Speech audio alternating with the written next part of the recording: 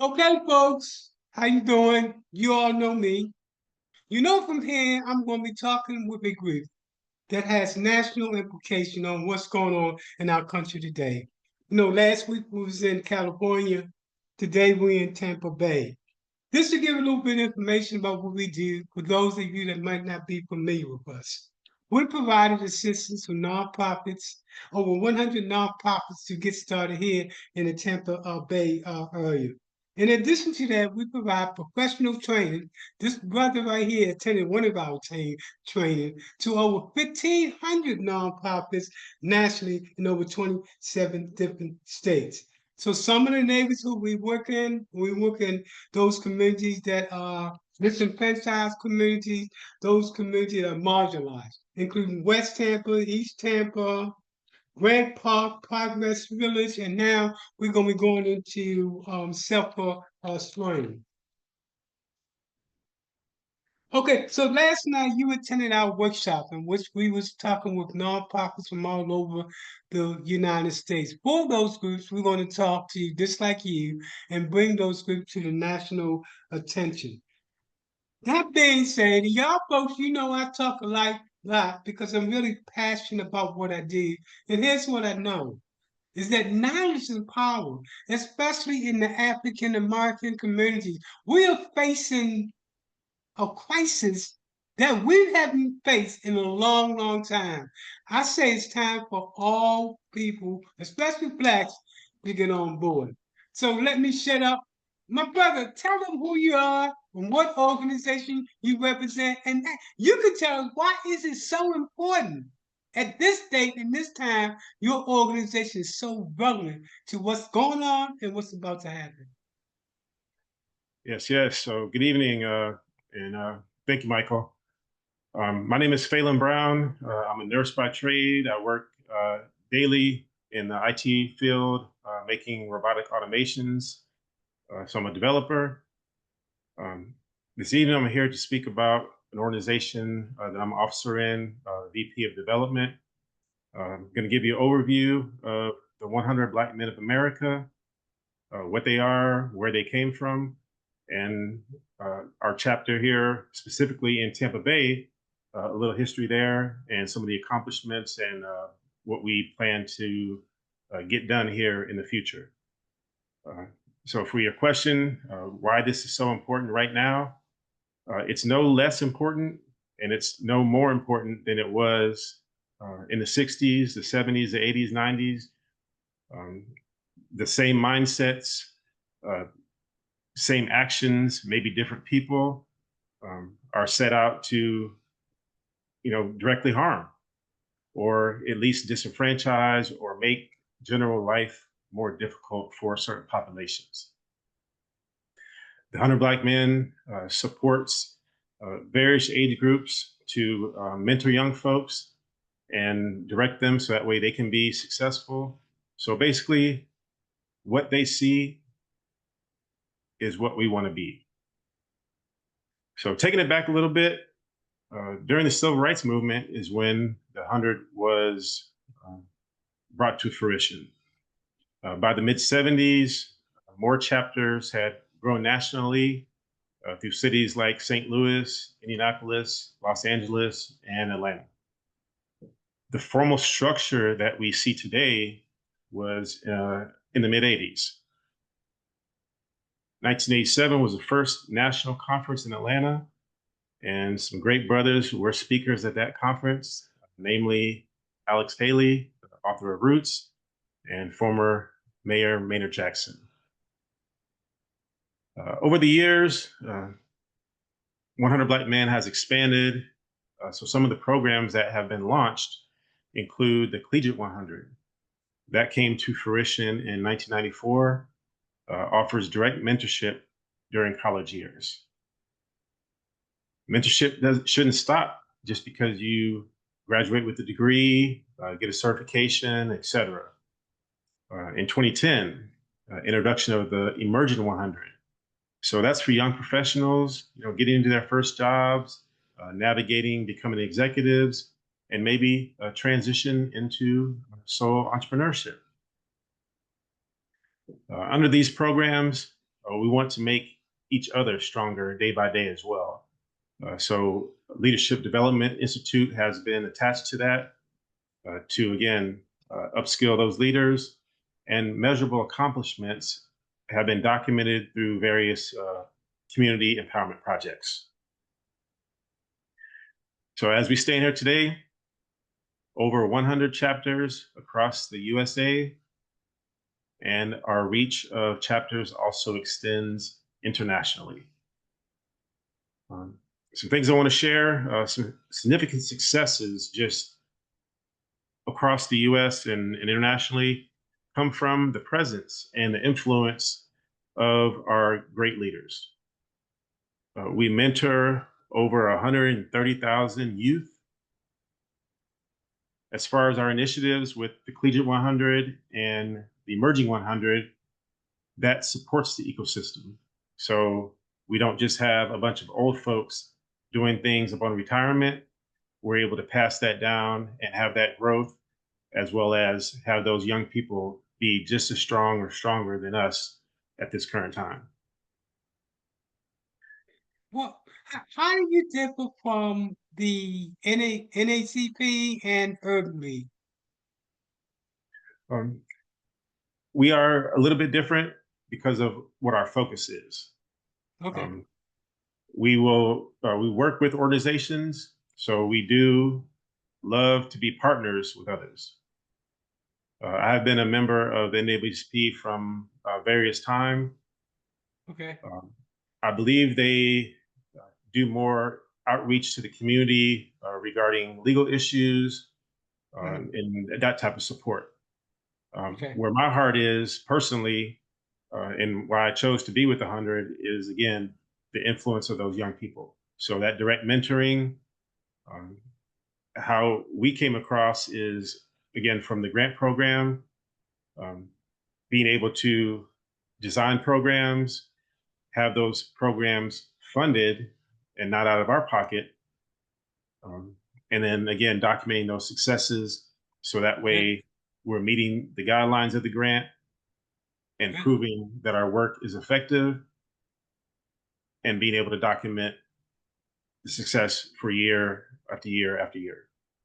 So let me ask you a question because this particular video is going to be shown nationwide. As I told you, we are definitely in 37 states in which we've done something in, so I know they're going to be watching. In addition to that, we also have funders that watch. Bank of America, the Feds, they watch. All these organizations that give money actually watch these presentations that we give. Let me ask you a question. You got funders that's out here right now. I want to ask you a question. Why should they fund your organization? Our organization has had great success with increasing graduation rates, decreasing violence. Uh, the organization has 5 pillars. Mentoring is definitely the top one. So, what they'll see is what they'll be is our motto. That reflects for all of us men to set a good example for those young people. There's various partnerships with large companies also. The success of their assistance with mentoring and financial support keeps driving us further and further. Uh, Names you may be familiar with Coca-Cola, Wells Fargo, and State Farm. All of them are helping with scholarship initiatives, economic empowerment, basic things from, I guess nobody really balances a checkbook anymore, but at least having a budget and supporting that growth as we go from, let's say approximately middle school age, uh, to become grown folks. Well, let me ask you a question. Black organization. What do you think about the term people are using, reparation? How do you feel about that? Do you think blacks are due reparation, or do you think that, nah, not really? As a black man, I do think reparations are deserved. The context of the language and terminology it seems when it's applied to our culture, it appears that it's becomes a negative connotation. Other cultures have got reparations, um, Mm, and our government has seemed to, moved on. They've apologized, for example, for the past wrongs, and those families, receive monetary compensation, land, etc. Uh, a lot of that stuff has not been done for the Black community, and those requests, again, that negative connotation asserts that the Black community is lazy, unwilling to do things to mhm. gain headway. Um, well, if you have a head start like others have, if you take away the attack maybe from law enforcement and judicial system, um, you have more of an even playing field. Uh, I Mm, I don't believe right now that's the mm. case, but I wake up every morning, pray for a better day, and I put one foot in front of the other and do the work that I have to do. I got to say, you're very positive thinking. So let me ask you a question. You attended our workshop last night with folks from around the country. Give me some feedback. What did you think of that workshop? Do you think it's something that could empower organization, or you give me your feedback? Without a doubt, Michael, I learned during my life that you can never stop learning. Mm, You mentioned the difference between traditional education, for example, folks that have a certificate already or maybe a degree that's aligns with grant writing. mm, However, we know we get our first job after we graduate. It's not right. exactly like those books, state. Uh-oh. So you Uh-oh. talked about some practical things. I Mm, remember when I got my Scrum Master certification. They talked about real deal. They mm, they gave mm, us ways to apply those techniques while we're going through the class, so that way we don't lose sight mm, of, hey, there's a bunch of pages mm, here, bunch of print. Don't get lost in that. What are your actions? Also, how to keep within those guardrails, so that way you know your role, keep mm, that specified, and keep mm, focused. That's exactly what you talked about yesterday. Um, mm. you know, the benefits of coming to your course, even with a Yes. various background, you can understand now, not necessarily the shortcuts, but the more straight and narrow path. And then with the support, especially for that first grant, um, rinse and Yes. repeat. And now it's an opportunity not only for receiving funds to support my organization or those other leaders that were on the call, but Good. now Good. I'm establishing another source of income, Good. possibly as a. Oh yeah.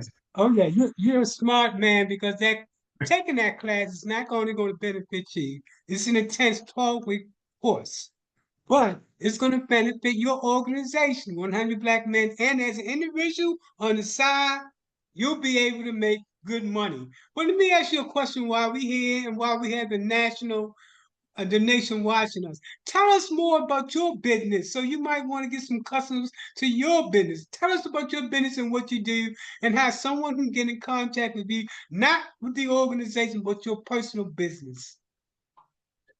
My personal business, like I said, I'm a nurse. I don't do patient care right now.